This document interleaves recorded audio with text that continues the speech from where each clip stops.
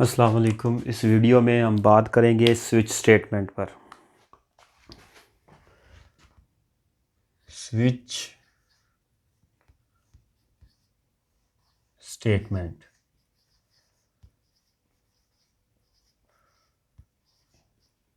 If else if की तरह switch statement भी नंबर ऑफ अल्टरनेटिव्स में से एक ऑप्शन सेलेक्ट करने के लिए काम आती है। डेफिनेशन लिखते हैं, switch statement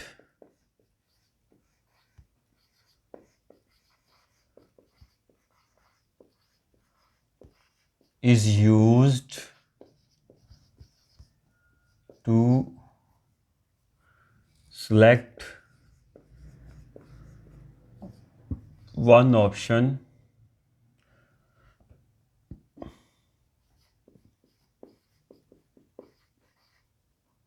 from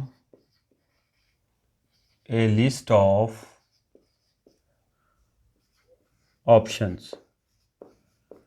switch statement बहुत सारे ऑप्शंस में से एक ऑप्शन को सिलेक्ट करने के काम आती है।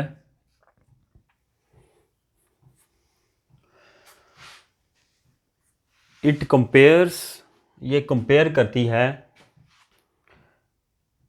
एक एक्सप्रेशन को against A list of cases, यानी कि बहुत सारे केसेस दिए होंगे और एक एक्सप्रेशन जो यूज़र एंटर करेगा उसको उन तमाम केसेस से कंपेयर करेगी।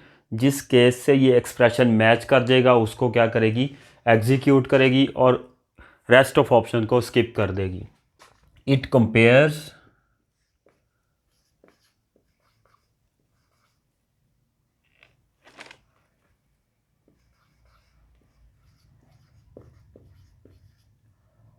Value of expression against a list of cases। Expression जो है इंटीजर टाइप का हो सकता है या करैक्टर टाइप का हो सकता है। एक्सप्रेशन की वैल्यू फ्लोटिंग पॉइंट नहीं हो सकती। तो इसको लिखते हैं, both case label. Case label भी हमेशा क्या होगा, इंटीजर टाइप का या करैक्टर टाइप का होगा। Both case label and value of expression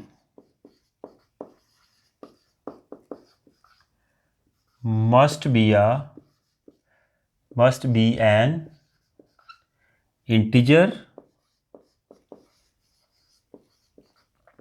or a character।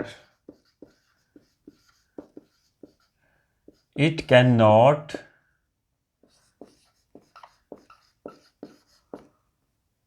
be a floating point value।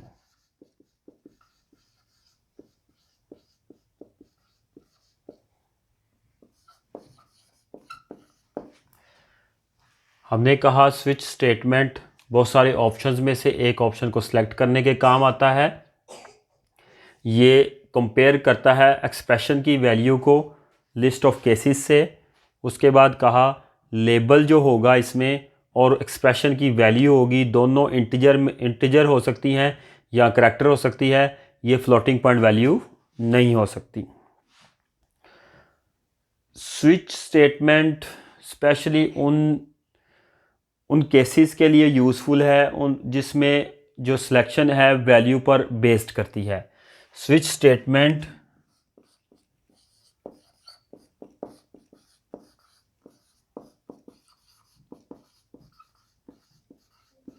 is especially useful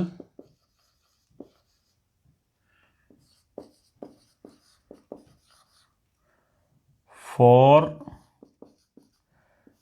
those cases in which selection depends on value। Switch statement में break keyword का इस्तेमाल करना ज़रूरी है। Break keyword क्या करता है, अगर एक केस मैच कर जाता है उसको एग्जीक्यूट करवाने के बाद बाकी स्टेटमेंट्स को स्किप करवाने के काम आता है। अगर ब्रेक स्टेटमेंट यूज़ नहीं करते, rest of the statements switch statements को प्रोग्राम चेक करेगा और उनमें से भी कोई मैच किया तो उसको एग्जीक्यूट करेगा। इसलिए ब्रेक कीवर्ड का यूज़ एसेंशियल है। The use of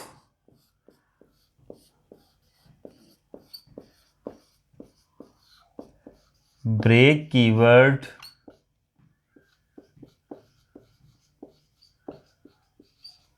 is essential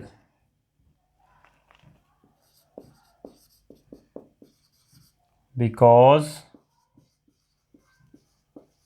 it cause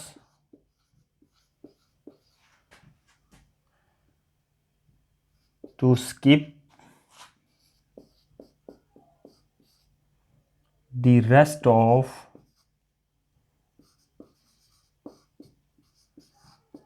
switch statements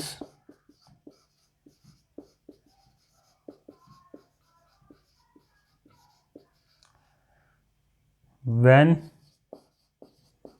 a case is matched।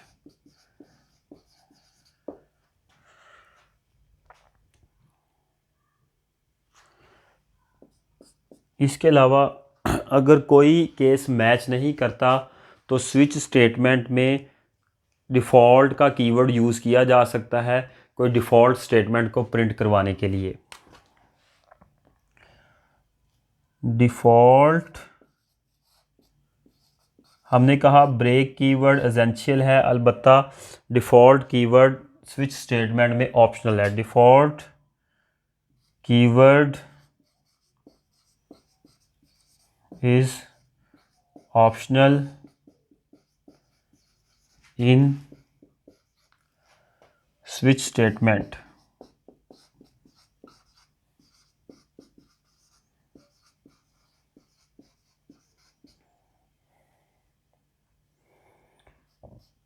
The place of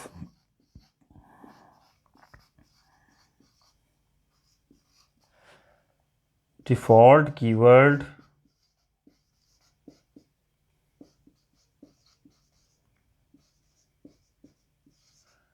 is not fixed। It can be used before first case, ये first case से पहले भी use किया जा सकता है, और at the end of last case. इसको लास्ट केस के बाद भी यूज़ किया जा सकता है। अब बात करेंगे इसके सिंटैक्स पर।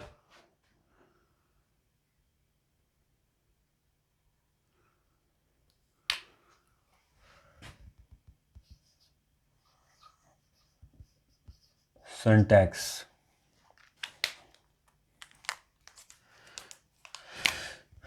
स्विच का कीवर्ड यूज होगा, राउंड ब्रैकेट में कोई एक्सप्रेशन होगा,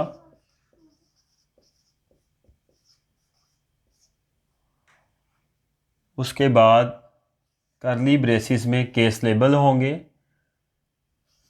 केस वैल्यू 1। ये इंपॉर्टेंट बात है कि हर एक केस के एंड पर कॉलन लगेगा सेमी कॉलन की बजाय। बाकी हर जगह पर सेमी कॉलन लगेगा, लेकिन इसके पूरे सिंटैक्स में हर केस के एंड पर कॉलन यूज़ करेंगे। उसके बाद एक केस आएगा, उसके बाद स्टेटमेंट 1, पहली स्टेटमेंट आएगी, उसके एंड पर सेमी कॉलन यानी कि स्टेटमेंट टर्मिनेटर और ब्रेक का कीवर्ड यूज़ किया जाएगा, और इसके एंड पर भी स्टेटमेंट टर्मिनेटर। इसी तरह फिर केस वैल्यू 2, इसके एंड पर भी कॉलन और फिर स्टेटमेंट 2, स्टेटमेंट के एंड पर सेमी कॉलन। तमाम तर सिंटैक्स में ये बात दोबारा रिपीट कर रहा हूँ, जानना ज़रूरी है कि हर केस के एंड पर सेमी कॉलन की जगह कॉलन आएगा, बाकी हर जगह पर सेमी कॉलन आएगा, केस के एंड पर सिर्फ कॉलन आएगा। ये ऑनवर्ड चलता जाएगा, जितने भी केसेस आप इंक्लूड करना चाहते हैं केस वैल्यू n तक जाएगा। n से मुराद नंबर ऑफ केसेस, और स्टेटमेंट n ब्रेक का कीवर्ड, और इसके एंड पर स्टेटमेंट टर्मिनेटर। उसके बाद डिफ़ॉल्ट को हम इधर भी लिख सकते हैं, और अलबत्ता केस वैल्यू 1 से पहले भी लिख सकते हैं, लास्ट केस के बाद भी लिख सकते हैं, और केस वैल्यू पहले केस से पहले भी लिख सकते हैं। हमने थ्योरी में ये बात लिख दी है। डिफ़ॉल्ट के एंड पर भी हमारे पास कॉलन आएगा, और उसके बाद क्या आएगी, स्टेटमेंट आएगी, डिफ़ॉल्ट स्टेटमेंट। इसको बोलेंगे स्टेटमेंट के। डिफ़ॉल्ट स्टेटमेंट को लैंग्वेज में हम स्टेटमेंट के बोलते हैं। उसके बाद ये एंड हो गया। अब हम बात करते हैं फ्लो चार्ट पर।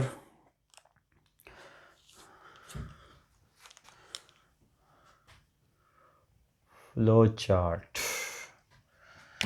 चलें इधर फ्लो चार्ट बनाते हैं।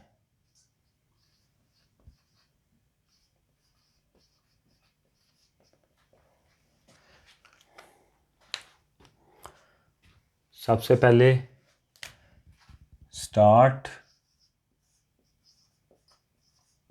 प्रोग्राम स्टार्ट हुआ, उसको पहला केस 1 मिला, केस 1 चेक किया जाएगा। ट्रू केस में स्टेटमेंट 1,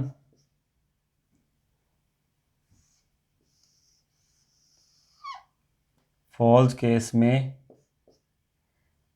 नेक्स्ट केस 2,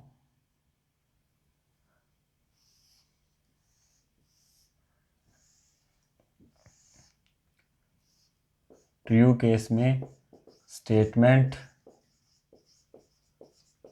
2,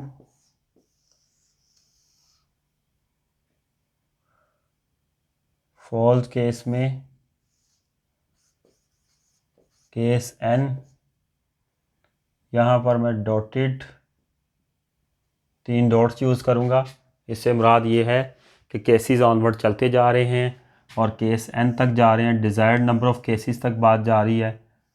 और उसके बाद फिर दोबारा ट्रू की सूरत में स्टेटमेंट n, और फॉल्स की सूरत में default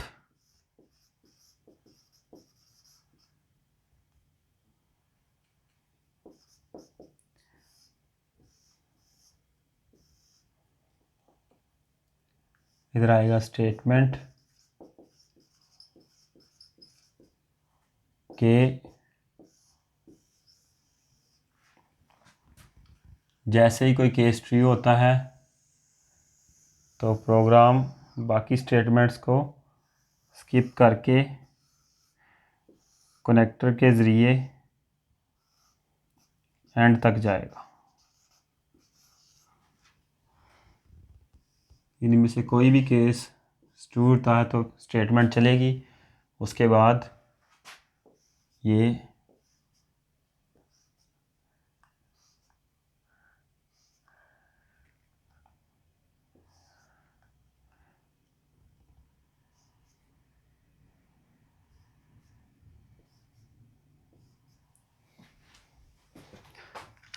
number of cases check किए जाएंगे। जिस केस के साथ एक्सप्रेशन की वैल्यू मैच कर जाएगी उसकी स्टेटमेंट रन हो जाएगी, बाकी स्टेटमेंट्स और केसेस स्किप कर दिए जाएंगे। अब इसके सैम्पल प्रोग्राम देखते हैं।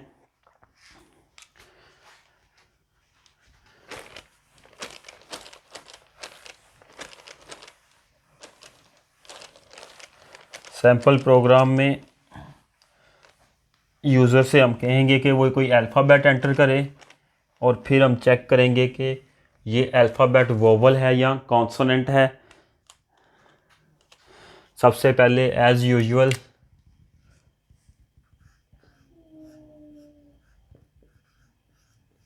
Header file, standard header file, फिर कंसोल की डायरेक्टरी ऐड करवाएंगे क्योंकि हम इसमें करैक्टर्स यूज़र से लेने जा रहे हैं। उसके बाद मेन मेथड,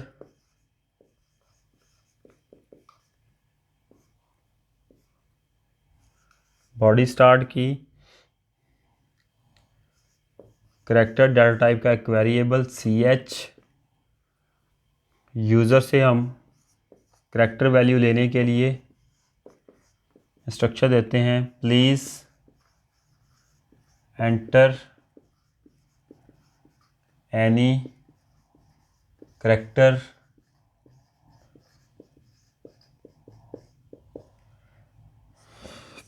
स्कैनएफ के ज़रिए उस करैक्टर को मेमोरी में सेव करवाया, क्योंकि इस टाइम पर हमने जो वेरिएबल डिक्लेयर करवाया ch के नाम से, इसलिए स्कैनएफ के ज़रिए ch में वैल्यू मेमोरी में स्टोर करवा दी। अब हम स्विच का यूज़ करेंगे। रेड पेन से लिखता हूँ मार्कर से, स्विच, और स्विच यूज़ होना है ch की वैल्यू पर जो यूज़र ने एंटर करनी है। बॉडी स्टार्ट, यहाँ पर हम लिखेंगे केस पहला है ए या कैपिटल ए। ये केस लिखा, स्मॉल ए या कैपिटल ए होगा तो वैल्यू आएगी, स्टेटमेंट चलेगी print f the character is vowel a. उसके बाद ब्रेक कीवर्ड,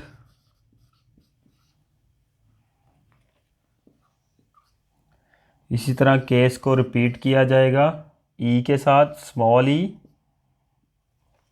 एंड पर जैसा कि मैंने सिंटैक्स में बताया कॉलन यूज़ होगा, केस कैपिटल ई और एंड पर कॉलन, फिर print f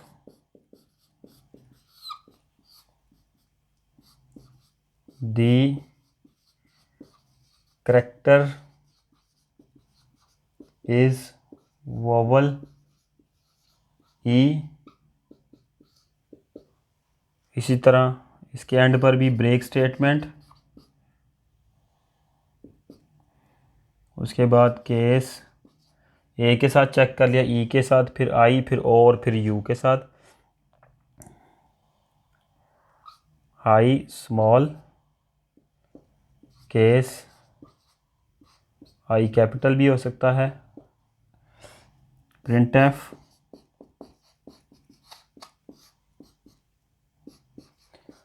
the character is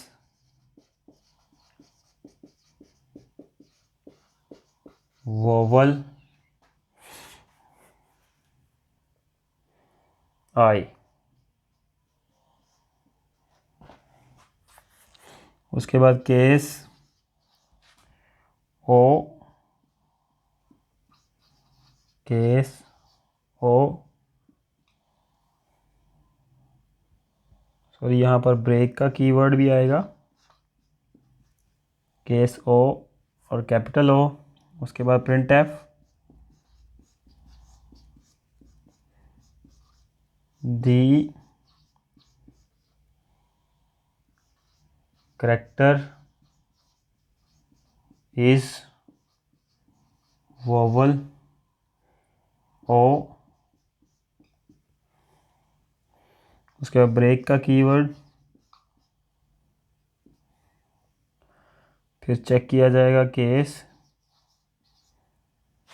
a check कर लिया, ई चेक कर लिया, आई ओ, और फिर एंड पे क्या है, case you small,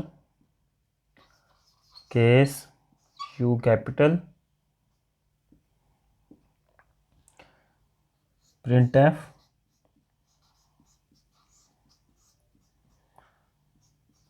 the corrector is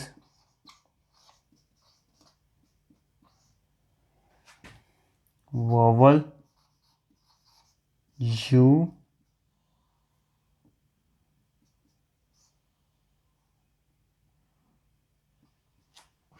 और उसके बाद ब्रेक स्टेटमेंट।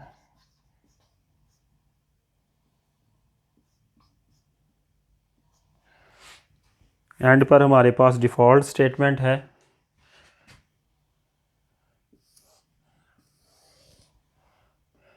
डिफ़ॉल्ट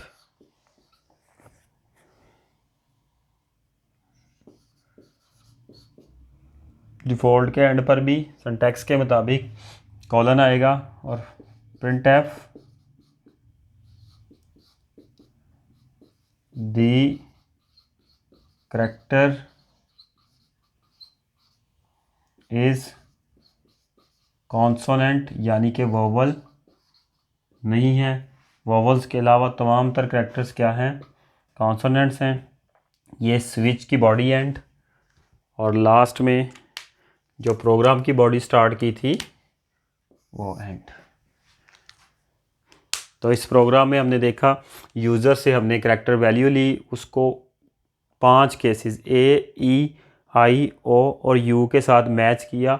अगर इनमें से कोई करैक्टर होगा जो यूज़र ने एंटर किया है तो वो वाला केस चल जाएगा, और बाकी rest of the cases skip कर दिए जाएंगे। किस तरह स्किप किए जाएंगे, ब्रेक कीवर्ड हर एक केस को दूसरे केस से अलग करने के लिए यूज़ हो रहा है। अगर इनमें से कोई भी केस करेक्ट नहीं होता तो फिर हमारे पास एंड पर ऑब्वियस बात है ए, ई, आई, ओ, यू के अलावा जो तमाम तर करैक्टर्स हैं वो कॉन्सोनेंट्स हैं, इसलिए डिफ़ॉल्ट स्टेटमेंट दी आएगी, दी करैक्टर इज़ कॉन्सोनेंट। इस वीडियो के लिए इतना ही। Thank you very much.